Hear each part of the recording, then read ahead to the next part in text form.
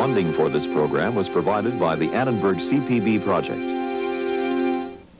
Additional funding provided by the people of Dow, the company that lets you do great things. The 8,000 scientists of the Eastman Kodak Company. The Exxon Education Foundation on behalf of Exxon scientists. And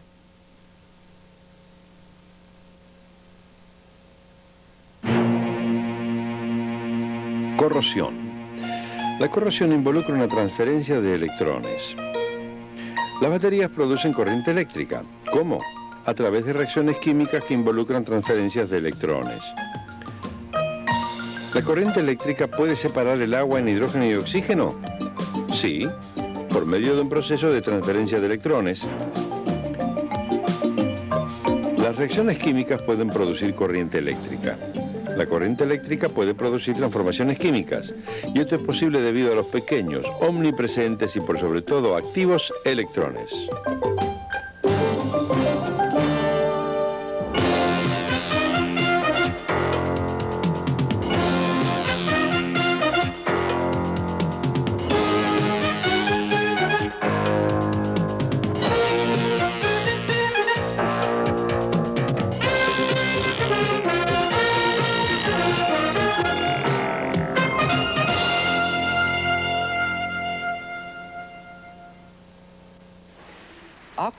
El oxígeno fue descubierto hace unos 200 años por Shell, Priestley y Lavoisier. Este elemento vital es muy reactivo. En contacto con él, las cosas se queman y los metales reaccionan. A esto se le dio el nombre de oxidación.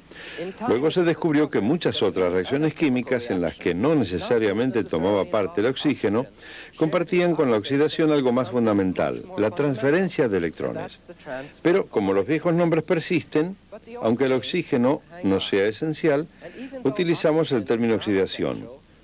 Por otra parte, el aumento de electrones se denomina reducción. And its opposite, the gain of electrons, is called reduction.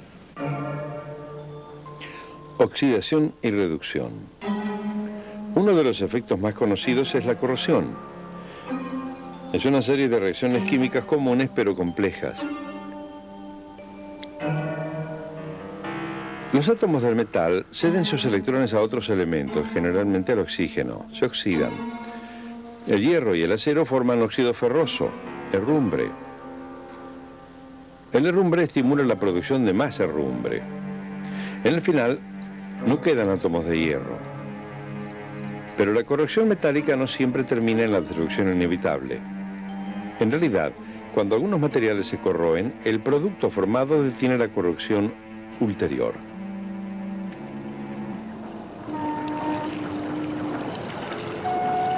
El cobre, presente en el bronce, se corroe hasta formar una capa protectora verdosa que bloquea el paso del oxígeno y la humedad protegiendo el metal. El aluminio se corroe hasta formar óxido de aluminio, una fuerte capa que detiene la corrosión ulterior. Pero la oxidación del hierro y del acero crea problemas especiales. Se gastan miles de millones de dólares por año para tratar de frenarla. Una forma obvia es mantener el oxígeno y la humedad alejados del metal. Esa es una de las razones para la aplicación de pintura. Pero la corrosión se produce en muchos lugares que no se pueden proteger con una capa de pintura. El agua caliente que circula por los caños del interior de las calderas tiene una temperatura extremadamente alta. La oxidación hace que el metal comience a picarse y se produzca el estallido del caño. El Dr. Jack Kelly de la compañía Grace estudia las formas de reducir la corrosión en las cañerías de calderas. Es sumamente serio porque si el caño comienza a picarse, se pierde cada vez más metal, no hay tratamiento químico que pueda restituirlo. Hay que reemplazar el caño. En este caso, el proceso de corrosión primaria involucra el oxígeno que interactúa con los iones de hierro de la superficie. Y de esta forma, lo oxida y después lo remueve.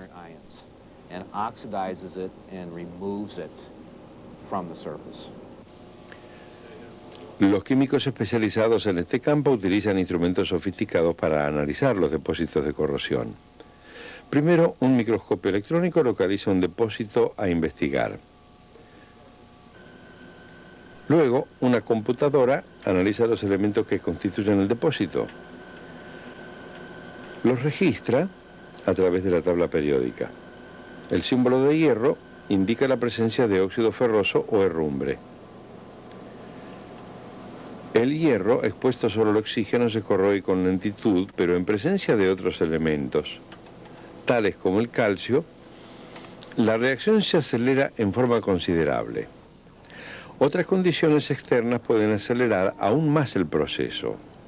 El hierro se herrumbra con más rapidez en agua salada que en agua pura, y eso se debe a que el agua salada es un buen conductor de la electricidad. Los electrones se transfieren con más rapidez y la velocidad de la reacción aumenta en forma desmesurada.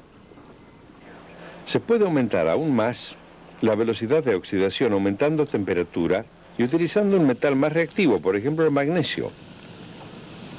Don't show water. Esa sí que fue una reacción química, ¿verdad? Calenté un trozo de una tira de magnesio. Una verdadera demostración. ¿Pero qué tiene que ver con la transformación de electrones? Bueno, si lo pensamos, el magnesio perdió electrones y el oxígeno del aire ganó electrones y se formó el óxido de magnesio. Y ahí está la conexión.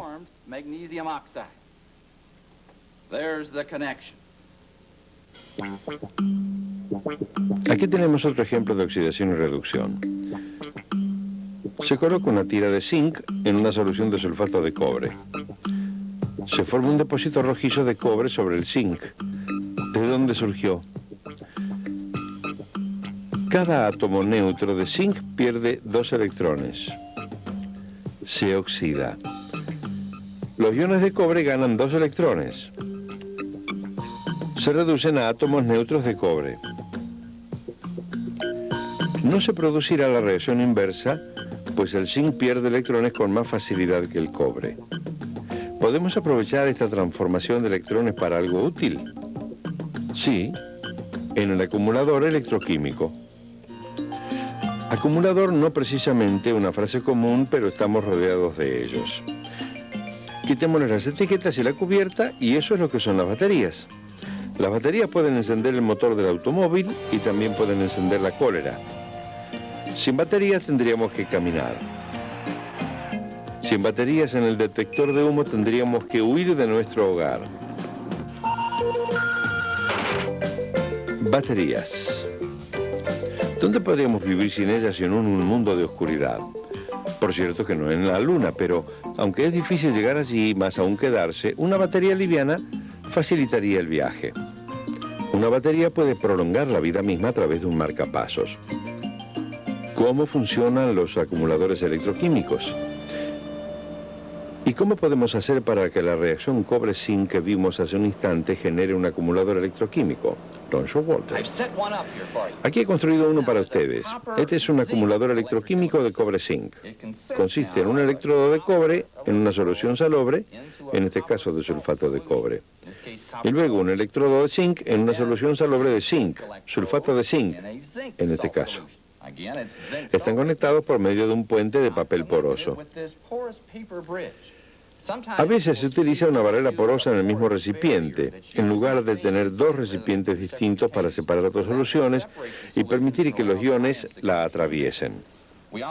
También tenemos un circuito externo por el cual a través del cable circulará el producto de esta reacción. Ahora va a producirse una reacción química que generará una corriente eléctrica. Veamos si ocurre. Lo conecto aquí para cerrar el circuito. Observemos el medidor.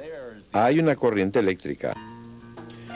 Pero debajo de la superficie, en la composición química del acumulador, ¿cómo se produce en realidad la corriente eléctrica? Comencemos por el electrodo de zinc sumergido en la solución de sulfato de zinc.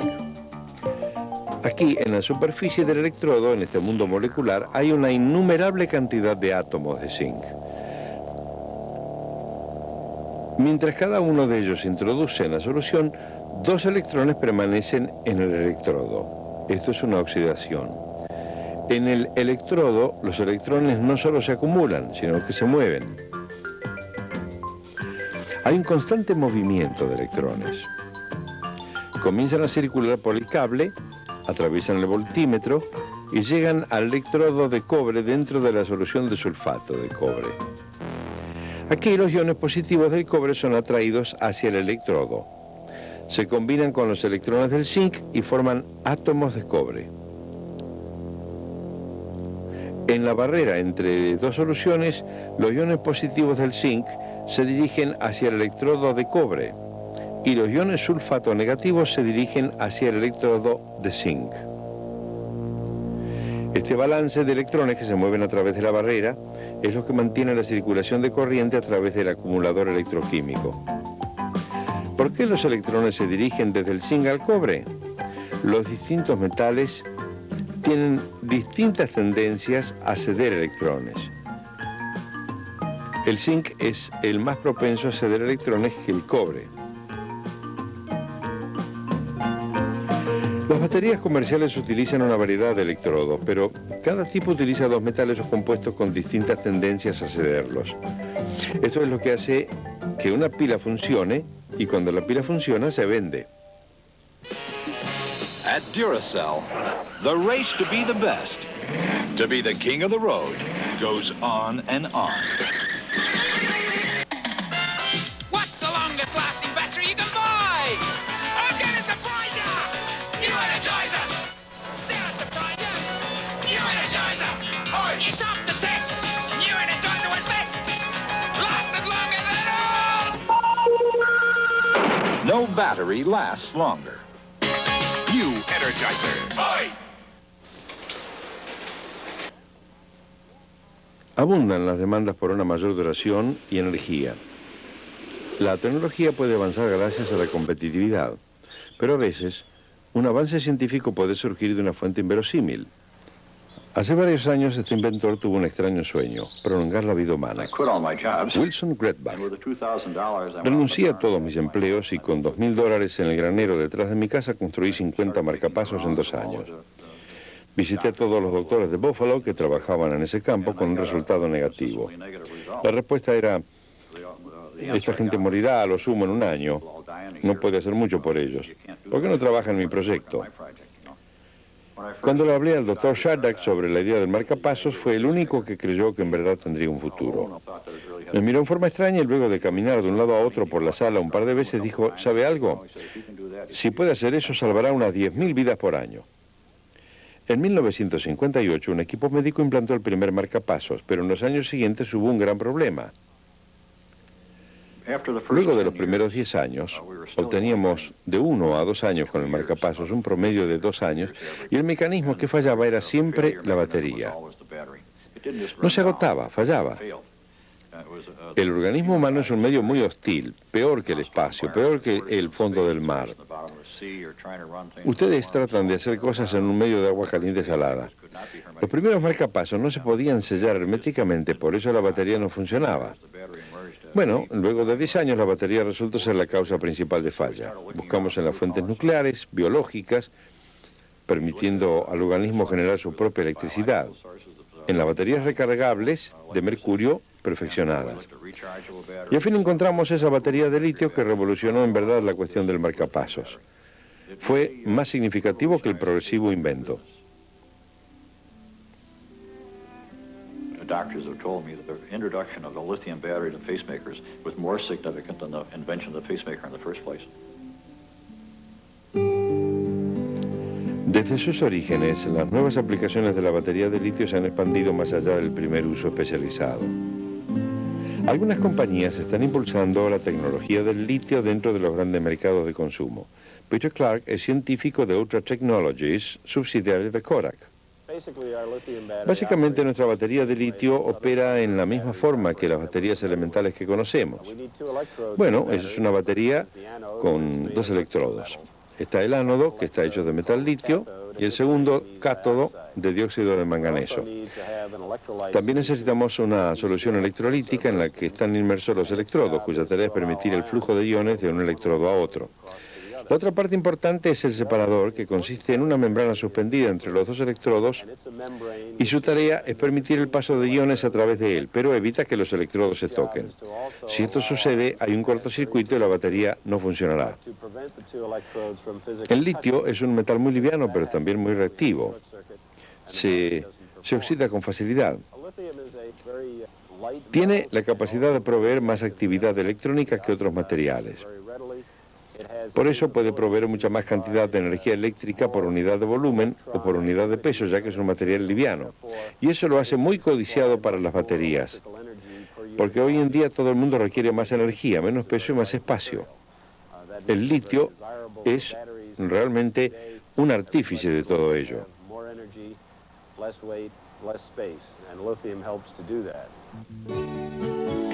En realidad, las ventajas de las baterías de litio contra las baterías alcalinas o las de sin carbono dependen de la naturaleza altamente reactiva del metal y de su habilidad para transferir electrones.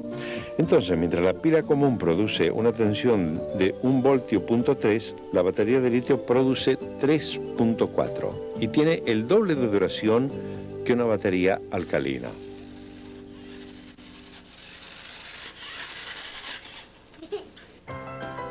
En los caminos utilizamos otro tipo diferente de batería. Son las que encienden el motor de nuestro automóvil y lo mantienen en funcionamiento de costa a costa, ayer y hoy, y mañana, tarde y noche. Hay un amplio rango de etiquetas, pero todas son acumuladores de plomo.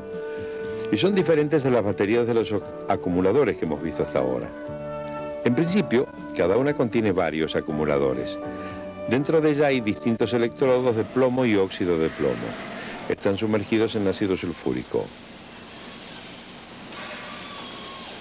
En funcionamiento, una reacción produce sulfato de plomo en ambos electrodos. Los átomos en el electrodo de plomo se oxidan y producen una capa blanca de sulfato de plomo. El dióxido de plomo se reduce a sulfato de plomo.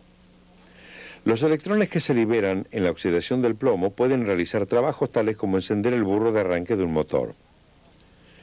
Se dirigen al dióxido de plomo y lo reducen. El sulfato de plomo comienza a cubrir los electrodos en forma gradual. Para recargar la batería, un alternador empuja los electrones en sentido contrario e invierte la reacción química y se recarga la batería. Entonces, las baterías son dispositivos maravillosos que aprovechan la transferencia de electrones para generar electricidad. Y existe el proceso inverso. Se puede utilizar la corriente eléctrica para producir cambios químicos. Permítanme mostrarles. Esto es electrólisis. Lo que he hecho es enchapar un cobre, una cuchara de plata. El proceso de electrólisis se utilizó para enchapar otros metales en oro y plata en negocios y fábricas durante un siglo. Hay una gran fuerza motriz en la electrólisis. ¿Qué puede producirle a una sustancia tan estable como el agua?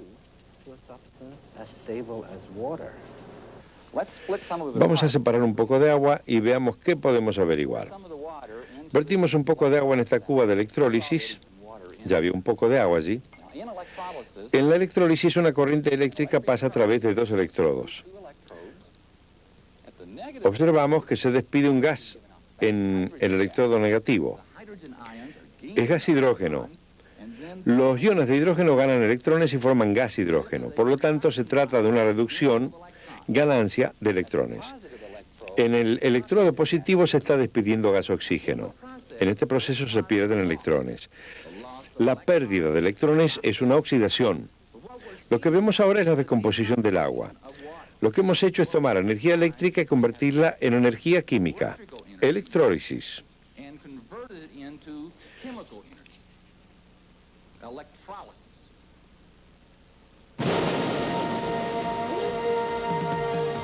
En la industria, la electrólisis se utiliza para obtener aluminio del óxido de aluminio.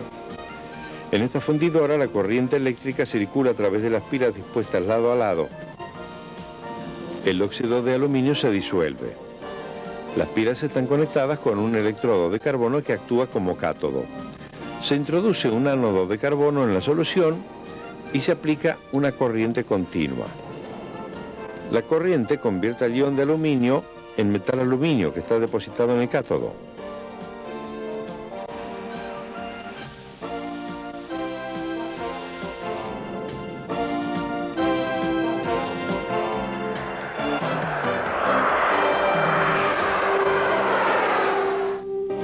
Electrólisis no es alquimia, pero es un método casi mágico de galvanizado con oro.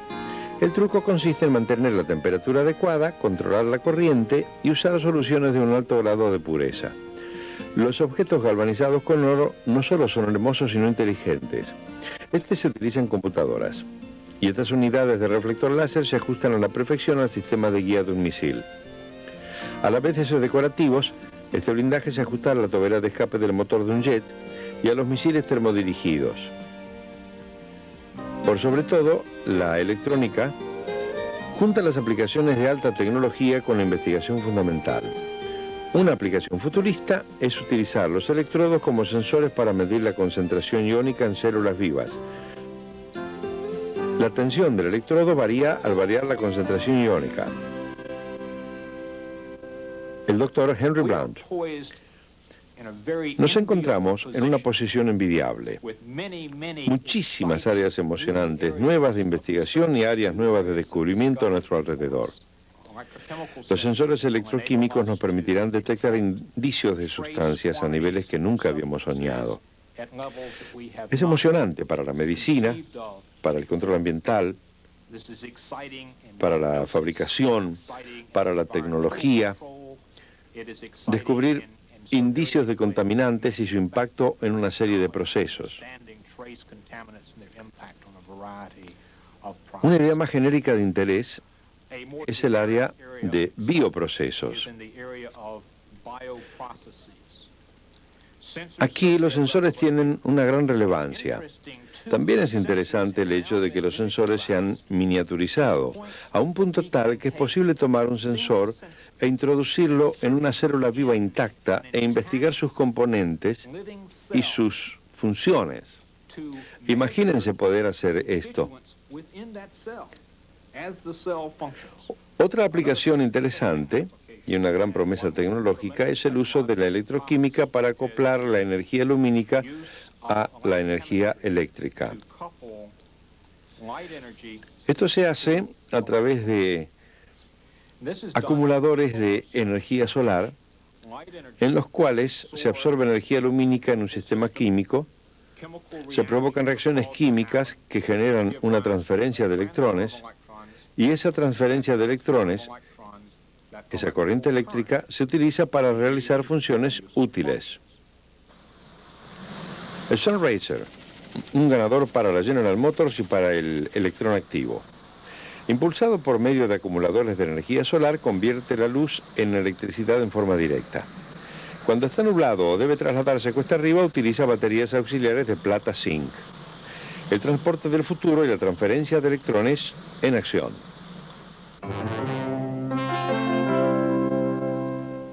En resumen, las reacciones de oxidación-reducción involucran una transferencia de electrones. La transferencia de electrones se produce en la corrosión cuando los metales se oxidan y se reduce el oxígeno.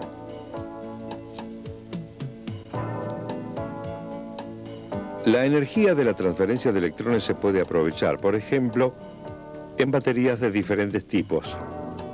La electricidad se produce por reacciones químicas. En el laboratorio, en el acumulador electroquímico de cobre-zinc, el zinc del electrodo de zinc ingresa a la solución en forma de iones. Los electrones transferidos se dirigen al electrodo de cobre por el exterior. Se emplean diferentes tipos de electrodos porque los diferentes metales y compuestos tienen una mayor o menor tendencia a ceder o aceptar electrones. El electrolito permanece eléctricamente neutro debido a la migración de iones. En tanto que las fuerzas químicas generan corriente, el proceso inverso también es posible. La corriente eléctrica produce transformaciones químicas. Los electrones de una fuente de corriente continua pueden descomponer el agua en hidrógeno y oxígeno. La reducción sucede en el cátodo, donde se produce hidrógeno. La oxidación sucede en el ánodo, donde hay oxígeno. Esto se denomina electrólisis y se utiliza para obtener aluminio del óxido de aluminio y para la galvanoplastia. El fenómeno de transferencia de electrones es omnipresente y emocionante. Es el corazón de las invenciones presentes y futuras.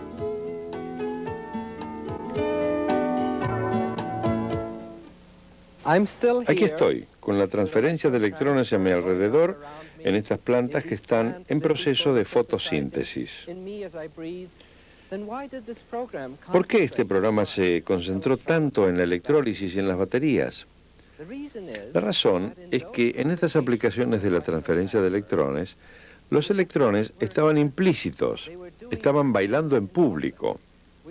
Podíamos presentarlos, podíamos verlos salir. En otras ramas de la química, los movimientos de electrones pueden estar opacados.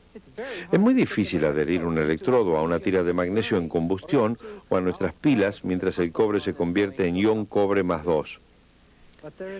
Pero hay otra razón. La generación y transmisión de electricidad fue nuestra primera forma de transportar energía. Impulsa cualquier máquina que tengamos. Sale de casi todas las paredes. Entonces, lo que intentamos hacer fue convertir otras formas de energía, calórica, lumínica, química, en electricidad. No sucedía así hace un siglo, cuando el transporte de materias primas, carbón, madera, petróleo, era el interés principal, lo que llevó al desarrollo del barco a vapor y del tren. Puede no ser así dentro de un siglo, en el que, según creo, el transporte de ciertos químicos tales como el hidrógeno y de la luz será la forma de transportar energía. Pero en ese momento la química y la electricidad son las formas de hacer mover esos electrones.